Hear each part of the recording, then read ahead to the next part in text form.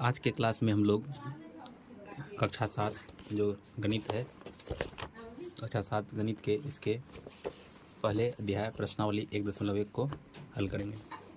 इसमें पहला सवाल है कि एक ऐसा युग्म लिखिए जिनका योग क्या है -7।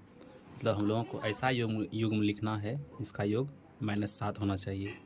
तो इसका युग्म लिखेंगे हम लोग, दो युग्म लेंगे। जैसे एक युग्म लेते हैं -2 और एक युग्म लेते हैं 5, -2 और 5। तो इसका करते हैं योग। तो -2 को अगर दी योग करेंगे किसके साथ, -5 के साथ, तो क्या हो जाएगा -2 और हमारा प्लस माइनस माइनस, तो कितना हो गया ये -7। ठीक है। इसके बाद अगला है दूसरा कि अंतर -10 है। अंतर -10 होगा, इसके लिए एक युग्म लेना है। तो इसका एक युग्म लेंगे -8 और 2, -8 और 2।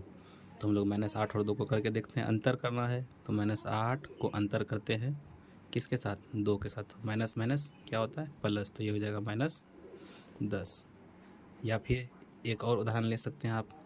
तो एक और उदाहरण ले सकते हैं, जैसे -12 और -2 है ना। तो -12 और -2, तो क्या करेंगे यहाँ -12 माइनस करना है -2 के साथ, क्योंकि अंतर करना है इसलिए माइनस का चिन्ह लिखेंगे। तो क्या हो जाएगा फिर -12 माइनस माइनस प्लस 2, कितना हो जाएगा माइनस प्लस माइनस, और यहाँ चिन्ह क्या हो जाएगा माइनस का, और हो जाएगा 10 आपका आंसर। ठीक है। इसके बाद अगला सवाल है कि योग कितना है, 0 है। इसका भी दो पूर्णांक लेना है जिसका योग कितना होना चाहिए, 0, यानी कि सी नंबर सवाल। तो इसमें क्या लेंगे, इसमें लेते हैं हम लोग -9 और 9। तो -9 को +9 से ऐड करते हैं, -9 + 9 क्या हो जाएगा 0 हो जाएगा। या फिर और ले सकते हैं, जैसे -12 और 12।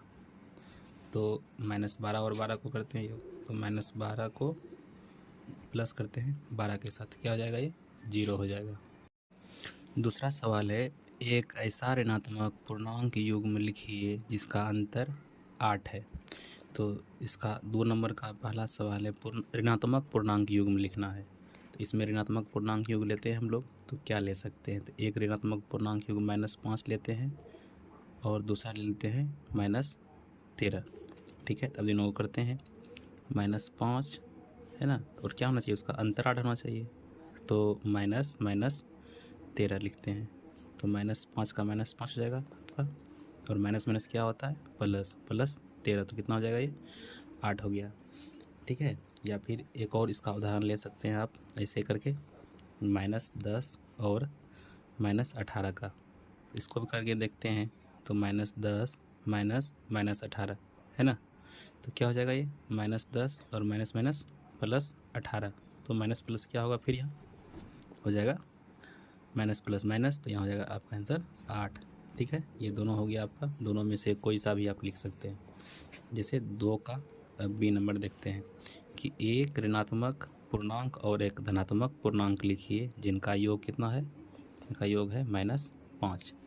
यानी कि एक ऋणात्मक लेना है और एक धनात्मक पूर्णांक लेना है, जिसका लेंगे हम लोग -2 और 2 है ना। देखते हैं अब -2 और 2 करके, तो -9 है ना, और क्या करना है योग है ना, योग करना है 2।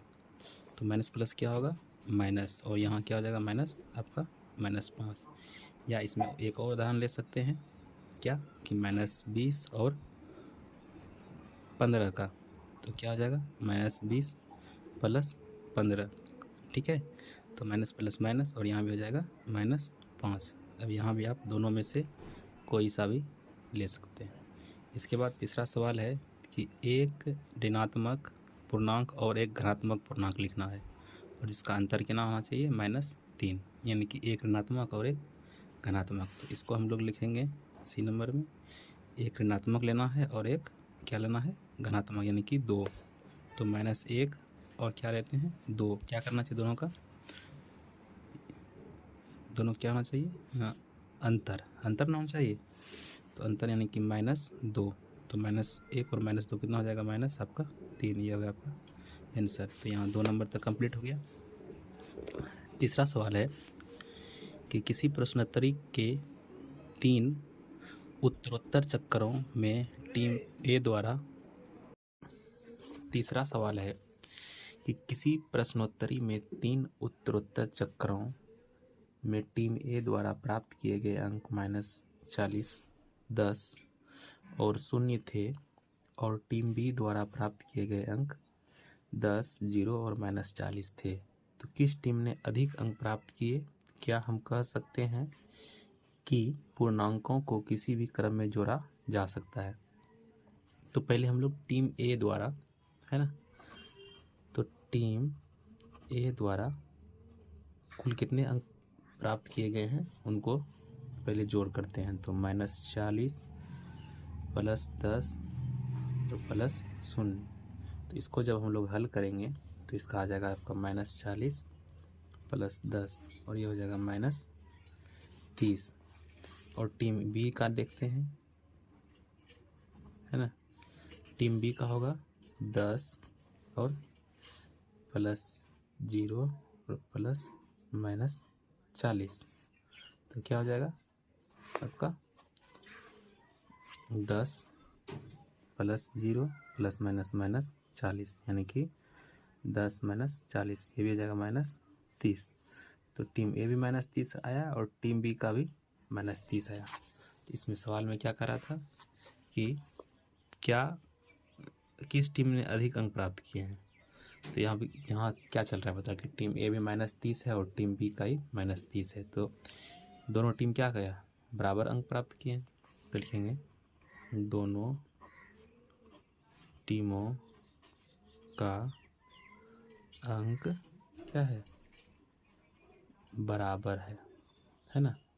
और उसके बाद क्या कह रहा है कि क्या पूर्णांकों को किसी भी क्रम में जोड़ा जा सकता है? तो ले लेंगे हाँ,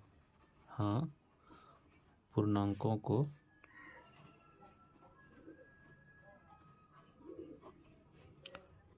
किसी भी क्रम में जोड़ा जा सकता है।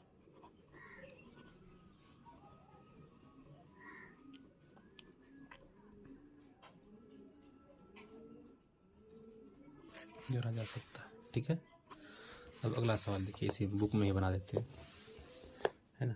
तो अगला सवाल था, इसमें है निम्नलिखित कथनों को सत्य बनाने के लिए रिक्त स्थानों की पूर्ति कीजिए। तो यहाँ क्या है? एक पूर्णांक दिया हुआ -5 और +-8 है। तो यहाँ -8 है इस तरफ, तो इधर क्या ले देंगे? -5 है। उसके बाद है -53 में कितना जोड़ेंगे? -53 होगा, तो यहाँ क्या हो जाएगा आपका 0। 17 + 0 है ना। तो क्या करेंगे यहाँ -17, यानी कि क्या इस कैसे होगा? देखिए 17 + -17, 17 - 17 कितना हो जाएगा? 0। तो इसीलिए यहाँ क्या आ जाएगा? -17। उसके बाद है 13 है, इधर भी 13 है, +-12 -12 है, और क्या है? -7। यहाँ -7 ले देंगे, जो कि इस तरफ है और इस तरफ नहीं है। हो गया। उसके बाद है यहाँ -4, तो -4 + 15 और -3 है बराबर की एक तरफ और दूसरी तरफ -3 नहीं है, तो यहाँ लिख देंगे हम लोग -3, ठीक है। तो यहाँ हमने कक्षा 7 के प्रश्नावली 1 के सही प्रश्नों को हल कर लिया है, ठीक है।